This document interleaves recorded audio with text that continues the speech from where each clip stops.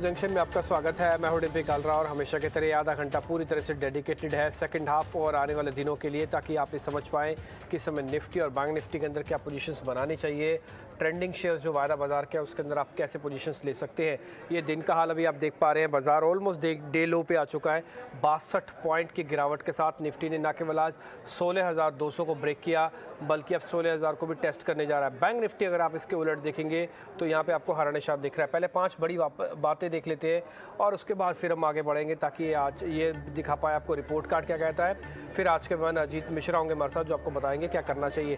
पहली बड़ी बात है 16,000 सपोर्ट टूटने पर 200 पॉइंट की और गिरावट आ सकती है, इसलिए मार्केट के पास आज जो 16,000 का सपोर्ट है ये बहुत अहम सपोर्ट है। गया तो 200 पॉइंट की गिरावट आपको और दिख सकती है। 15,800 भी बाजार आ सकता है। दूसरी बड़ी बात, निफ्टी बैंक निफ्टी में 50% से ज़्यादा का रोल ओवर है इस समय की, क्योंकि कल है डेरिवेटिव एक्सपायरी। उससे पहले रोल ओवर के आंकड़े बहुत इंपॉर्टेंट होते हैं। 50% का रोल ओवर निफ्टी पे नेगेटिव साइड पे ज़्यादा हो रहा है, इसलिए आप निफ्टी को उभर नहीं पाता हुआ देख पा रहे हैं। आईटी भी इसका मेजर वजह है। आईटी इंडेक्स करीब 1 साल के निचले स्तर पर पहुंच गया और ज़्यादातर बड़ी कंपनियां टीसीएस हो, चाहे इन्फोसिस, एचसीएल टेक महिंद्रा, इन सभी के अंदर हमने परसेंटेज फॉल भी देखा है। हालांकि वैल्यूएशन फ्रंट पर अट्रैक्टिव हो सकती है, लेकिन अभी भी इंस्टीट्यूशनल सेलिंग इनमें जारी है और ये शेयर लगातार टूट रहे हैं। बैंकिंग शेयर में थोड़ी बहुत खरीदारी हो रही है और यही इंडसइंड बैंक, कोटक और साथ ही एचडीएफसी के अंदर जो खरीदारी हुई है उसका बेनिफिट आज बैंक निफ्टी को फिर से मिल रहा है। 200 पॉइंट ऊपर है, जबकि निफ्टी 62 पॉइंट नीचे है। इंडिया विक्स हल्का सा नीचे आया करीब 1%, लेकिन अभी भी 25 के आसपास ही ट्रेड कर रहा है, इसलिए चिंता की बात तो है ही। कल भी हमने आपको नोटिस कराया था कि जब तक इंडिया विक्स 22 नहीं आएगा, आप किसी भी राइस को, किसी भी तेज़ी को आप बेच सकते हैं। और बार बार यही एक चिंता की बड़ी वजह है। आज आप देखिए बाज़ार फिर से कमज़ोर हो गया और ऑलमोस्ट 25 का विक्स फिर से आ गया, टिक गया। तो विक्स वर्सेस इंडेक्स, ये आपकी स्टोरी इस समय आप समझ पा रहे होंगे। खैर, पहले रिपोर्ट कार्ड हम लेके आते हैं। कल जो हमारे मेहमान थे उन्होंने जो आपको कॉल दी थी, प्रशांत सावंत ने, उनका रिपोर्ट कार्ड क्या कहता है। फिर हम आगे बढ़ेंगे। आज के मेहमान से जानेंगे, अजीत मिश्रा से, कि निफ्टी बैंक निफ्टी पे करना क्या है। पहले रिपोर्ट कार्ड।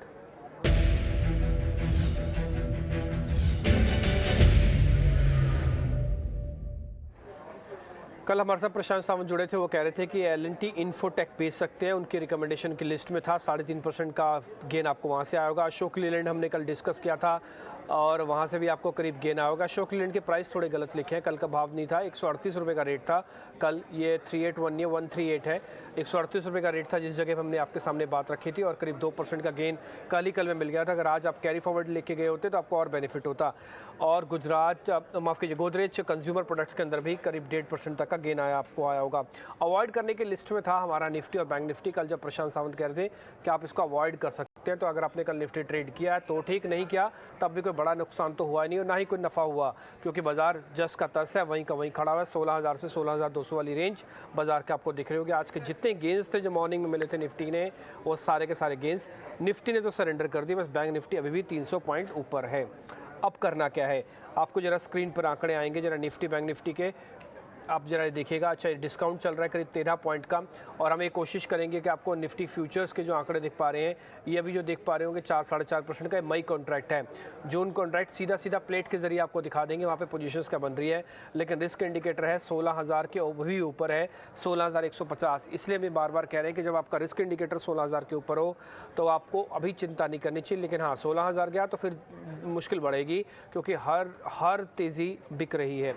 साथ ही अगर आप सपोर्ट और रेजिस्टेंस इस समय देख पा रहे हैं, सपोर्ट 16,000 के आसपास का ही है, रेजिस्टेंस 16,200 का है, जहाँ बाजार आज पार ही नहीं कर पा रहा था, इसी जगह से वापस लौटा। जो आप रेजिस्टेंस की रेंज देख पा रहे होंगे 16,232।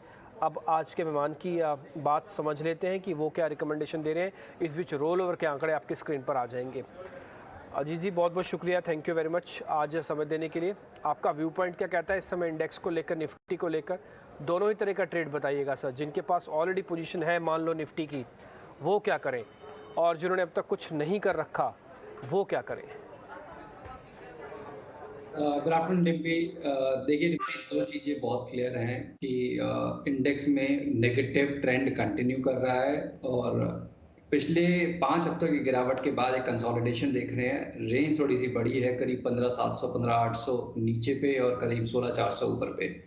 तो थर्ड अटेम्प्ट भी अनसक्सेसफुल रहा 16,400 को ब्रेक करने का। उसके बाद से हम देख रहे हैं मार्केट में गिरावट। एग्जिस्टिंग पोजीशंस डेफिनेटली आपकी अगर लॉन्ग साइड पे है यू शुड एग्जिट बिकॉज मैं वॉच कर रहा था 16,100 का लेवल जो कि वो ब्रेक हो चुका है, तो अब 16,000 जैसे आप बता रहे हैं उसके बाद 15,800 का जो बैंड लोअर बैंड है वहां तक रीटेस्ट करने की पॉसिबिलिटी। तो ऑब्वियसली मार्केट के ट्रेंड के अगेंस्ट और स्पेशली जब हम क्लूज ले रहे हैं ग्लोबल मार्केट से जहाँ पे कोई रिस्पाइट नहीं है, तो मेरे हिसाब से थोड़ा सा ये एग्रेसिव हो जाएगा उसके ट्रेंड के अगेंस्ट प्ले करना। But at the same time challenge ये आ रहा है कि हम ड्यूरिंग द डे कुछ और देखते हैं, फिर उसके बाद ओवरनाइट कुछ चेंज हो जाता है। तो बेस्ट है कि थ्रू ऑप्शंस आप ट्रेड करें, मार्केट को फ्यूचर्स में ट्रेड करके ओवरनाइट कैरी कर रहे हैं अगर आप नेकेड पोजीशंस, तो वो एक वाजिब स्ट्रैटेजी नहीं होगी। It's very difficult to manage positions overnight के गैप अप गैप डाउन के बाद।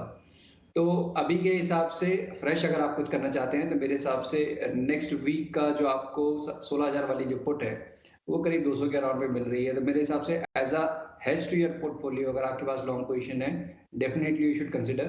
अदरवाइज ये रेंज है बेसिकली, तो मैं रेंज में तो यही रिकमेंड करूंगा, दोबारा से एक बाउंस आता है अगर केवल नेकेड शॉर्ट लेके जाना चाहते हैं तो करीब 150 के राउंड पे 16,150 के राउंड पे दोबारा से एक बाउंस आता है तो अच्छी शॉर्टिंग अपॉर्चुनिटी होगी 16,250 के स्टॉप लॉस के साथ 16,000 के इमीडिएट टारगेट्स के लिए।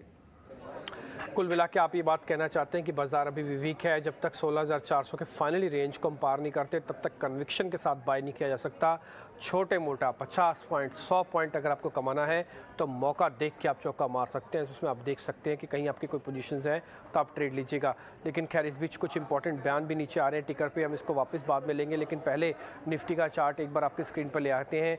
ये क्यों 16,000 की इंपॉर्टेंस, क्यों 15,800 की इंपॉर्टेंस, क्यों 16,400 क्यों हम बार बार कह रहे हैं कि यहाँ पे आपको ट्रेड करना है या फिर आप ट्रेड से बच सकते हैं, ये आपकी स्क्रीन पर आता हुआ दिखेगा और आप यहाँ पे अच्छे से नोटिस कीजिएगा। फिलहाल आप 16,000 के लेवल को एक बार इंपॉर्टेंस देके ट्रेड कीजिएगा। 16,400 16,200 ये आपके लिए दो अहम पड़ाव रहने वाले हैं। खैर आगे बढ़ रहे हैं सर, बैंक निफ्टी पे आप कुछ कहना चाहते हैं? एक बार बैंक निफ्टी का डाटा हम दिखा देते हैं। बैंक निफ्टी पे अगर आपकी कोई रिकमेंडेशन। देखिए डिम्पी, नो डाउट अगर मैं कहूँ कि आज डैमेज कैप्ड है तो वो बैंकिंग इंडेक्स की वजह से है, और सबसे इम्पोर्टेंट बात कि थोड़े से अंडर परफॉर्मेंस के बाद आज के सेशन में जिस तरीके से आउट परफॉर्मेंस दिखा रहा है वो डेफिनेटली हेल्प तो कर रहा है इंडेक्स को सस्टेन करने में गेन्स या फिर लॉसेस को कैप करने में, जबकि आईटी पूरा कम्प्लीटली बैकफुट पे है। बट तब भी मैं ये कहूंगा कि जब तक 34,800 ब्रेक नहीं होता तब तक यहाँ पे भी लॉन्ग्स ले जाना थोड़ा सा एग्रेसिव हो जाएगा। सेलेक्टिवली अगर आप देखते हैं तो कोटक महिंद्रा बैंक जहां पे कि काफी ज्यादा सस्टेन्ड मूव देखने को मिल रहे हैं, अगर बढ़ नहीं रहा है तो गिर भी नहीं रहा है, और जब भी मौका मिलता है तो एक रिबाउंड देखने को मिलता है। साथ ही साथ एचडीएफसी ट्विंस, इन तीन पे आप फोकस कर सकते हैं अगर आपको बैंकिंग को प्ले करना है द लॉन्ग साइड। ओके ठीक है, लेकिन आपको रिकमेंडेशन जो निफ्टी वाली है वो एक बार आप ज़रूर यहाँ पे नोट करके रखिएगा। 16,150 के आसपास आपको फिर बेचना है, यानी कि बाजार अभी वीक ही दिख रहा है और आपके नए लेवल्स आपकी स्क्रीन पर आ जाएंगे जो कि 16,000 को टेस्ट करेंगे और फिर 16,250। फिलहाल अजीत का रिकमेंडेशन इंडेक्सिस पे यानी कि निफ्टी और बैंक निफ्टी पे कुल मिला के वीकनेस का ही है। सीधा शेयर के सिलसिले को शुरू करते हैं स्पीड से, और पहले जरा तेज़ी वाले शेयर्स पे आते हैं, यानी कि आज के तेज़ी वाले शेयर लॉन्ग बिल्डअप वो आपकी स्क्रीन पर होंगे।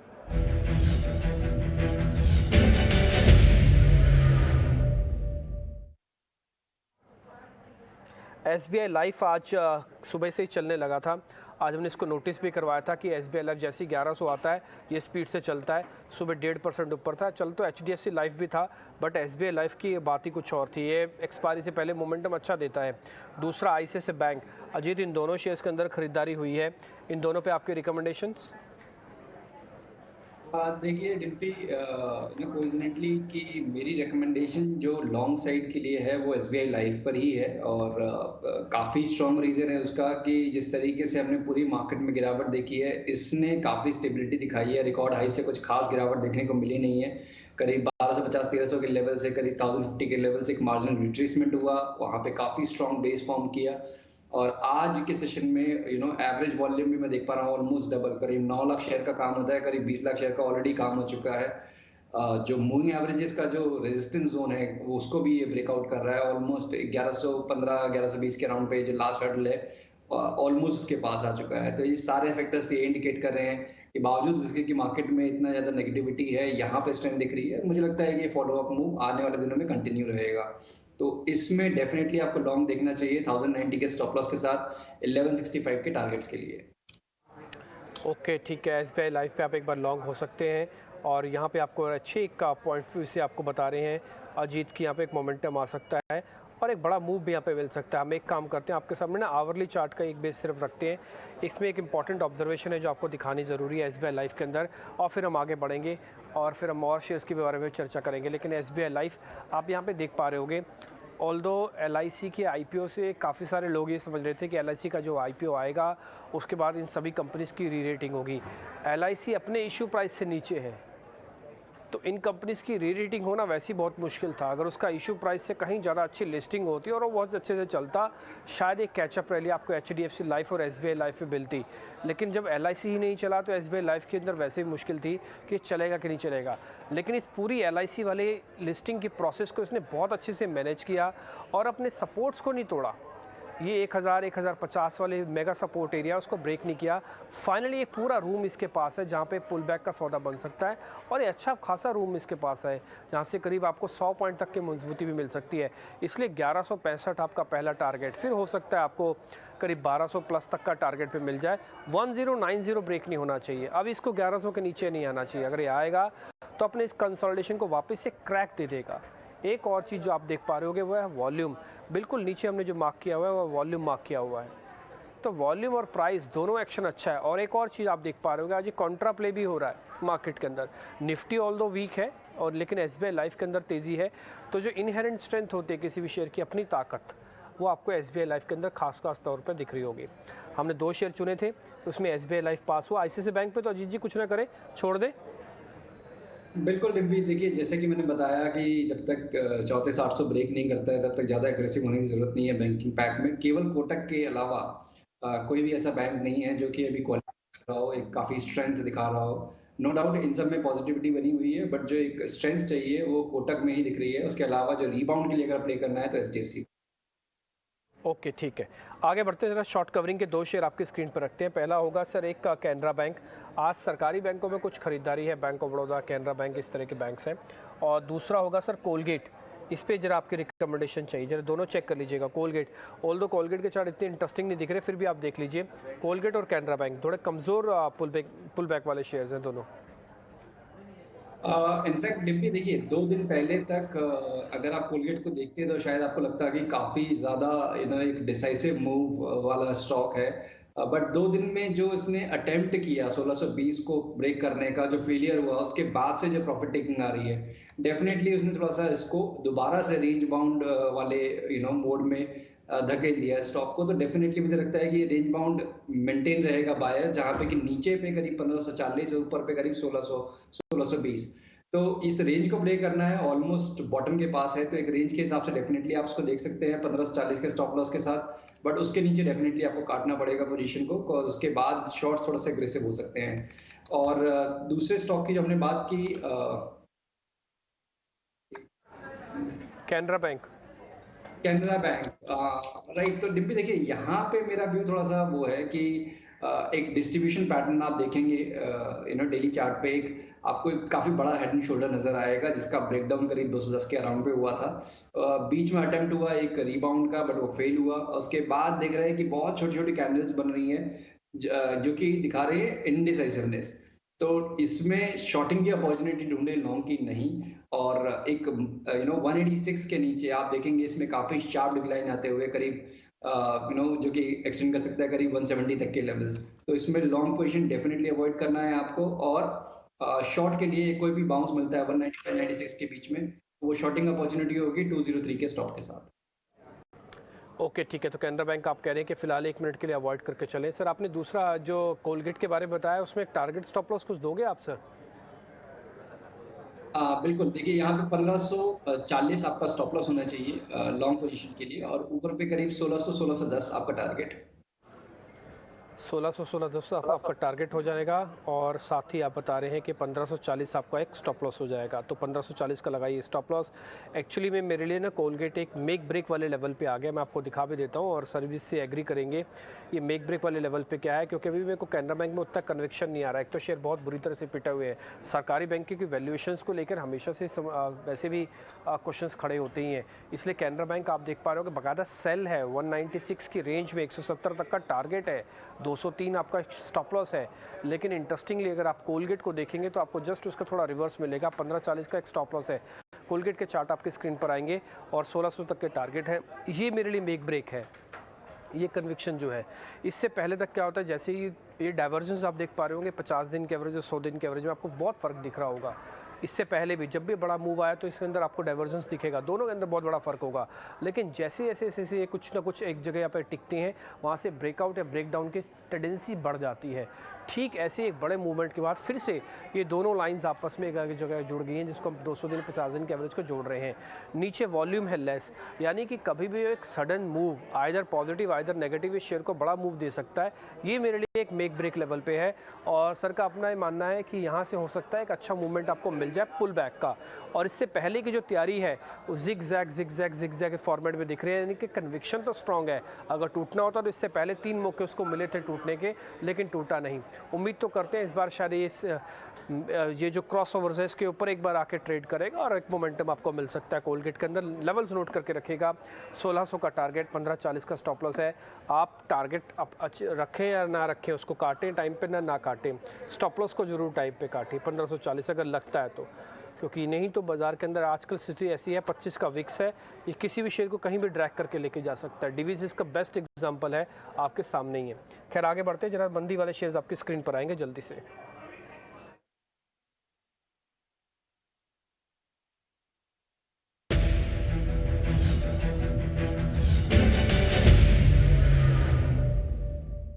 सर जरा चेक कीजिएगा, आईटी की कंपनी है, एक माइंट्री और दूसरा है मदरसन सुमी जो कि ऑटो एंसिलरीज है। दोनों ही वीक है, एक 2.5% नीचे और माइंट्री तो 5% नीचे बकायदा। तो देखिए माइंडट्री तो देखिए आईटी पैक जैसे मैंने बताया कि कोई रिस्पाइट ही नहीं है और सबसे बड़ा चैलेंजिंग पार्ट यही हो रहा है मेरे हिसाब से मार्केट में। और इस क्वार्टर में ही मैं देख पा रहा हूँ कि माइंडट्री करीब 36% का डिक्लाइन दिखा रहा है अभी तक। तो इनफैक्ट भी एक क्रूशियल लेवल था करीब 2900 के अराउंड का, जो भी इसने ब्रेक कर दिया है। तो डेफिनेटली इंडिकेशंस अच्छे नहीं है आईटी के लिए कि बावजूद इतनी ओवरसोल्ड पोजीशन है, कोई रिस्पाइट कोई रिबाउंड सस्टेन नहीं कर रहा है। तो मेरे हिसाब से जब तक ये कोई एक सस्टेन्ड मूव या फिर एक रिवर्सल का कोई पैटर्न बनता नहीं है, तब तक आईटी में लॉन्ग साइड की पोजीशन देखना एज अ ट्रेडर डेफिनेटली ये मेरे हिसाब से एक कैचिंग द फॉलिंग नाइफ वाली चीज हो जाएगी। तो ट्रेडर्स के लिए डेफिनेटली अवॉइड करने वाली सिचुएशन है कि आपको बिल्कुल अवॉइड करना है अभी। एग्जिस्टिंग पोजीशन जिनकी है उनको they should exit long side पर अगर आप बैठे हैं तो। तो सर एक बार आप अपने ट्रेडिंग कॉल्स भी दे दीजिए, ये कहीं मिस ना हो जाए हमसे। हम तो आपसे शेयर पूछते रहेंगे, लंबा सेशन भी हो सकता है, पहले आप अपने ट्रेडिंग कॉल्स दे दीजिए। तो देखिए जिम्मी, जैसे मैंने बताया कि SBI लाइफ डेफिनेटली वहाँ पे काफ़ी ज़्यादा स्ट्रेंथ है, बावजूद इसके कि मार्केट में प्रॉफिट टेकिंग का बायस है। 2090 के स्टॉक के साथ 1165 के टारगेट्स के लिए SBI लाइफ को आप लॉन्ग करें। वहीं पे चोला फाइनेंस, ये बेसिकली कंट्रेरियन ट्रेड है, ये स्टॉक वीक नहीं है बट यहाँ पे प्रॉफिट टेकिंग दिख रही है मुझे, जो कि आने वाले दिन में थोड़ा सा बढ़ सकती है। तो यहाँ पे आप शॉर्ट पोजिशन बनाए 648 के स्टॉप लॉस के साथ 620 तक के टारगेट्स के लिए। ठीक है अजीत जी, बहुत बहुत शुक्रिया, थैंक यू वेरी मच आज कार्यक्रम में जुड़ने के लिए, बताने के लिए अलग अलग स्टॉक्स पे समय क्या किया जाए। आपके रिकमेंडेशन में चोला इन्वेस्टमेंट है जिसको आप शॉर्ट कर सकते हैं। आप सारे लेवल्स एक बार अच्छे से नोट कर लें। अब तक जितने भी शेयर डिस्कस हुए हैं उसमें हमने SBI लाइफ को चुना है, ऑलरेडी हमारी लॉन्ग पोजीशंस भी था, सर की भी लॉन्ग पोजीशंस में है। चोला इन्वेस्टमेंट सर ने दिया, बाकायदा उसको आप बेच सकते हैं, अभी आपने उसके लेवल्स नोट किए होंगे। शॉर्ट कवरिंग वाले कैंडिडेट में कोलगेट पर आप ध्यान रख सकते हैं, कोलगेट उनकी तरफ से है। और कैनरा बैंक हालांकि वो भी वीक मानते हैं, लेकिन उसमें कुछ कंडीशन है, 196 के आसपास आप बेचें। माइंट्री मदरसन सोमी के अंदर भी तेज़ गिरावट ऑलरेडी आ चुकी है। माइंट्री तो खैर IT इंडेक्स का हिस्सा जो कि अपने साल के निचले स्तरों पर लो कर टेस्ट कर रहा है। अगर आपसे थोड़ा लेट हुआ है तो अभी आप छोड़ें उसको भले ही, लेकिन आपके जो अलग अलग ट्रेड है वो आपके कल काम आ सकते हैं। कल हम रिपोर्ट कार्ड लेके आएंगे आपके सामने, उम्मीद करते हैं कि ये आपके बेहद काम आएगा।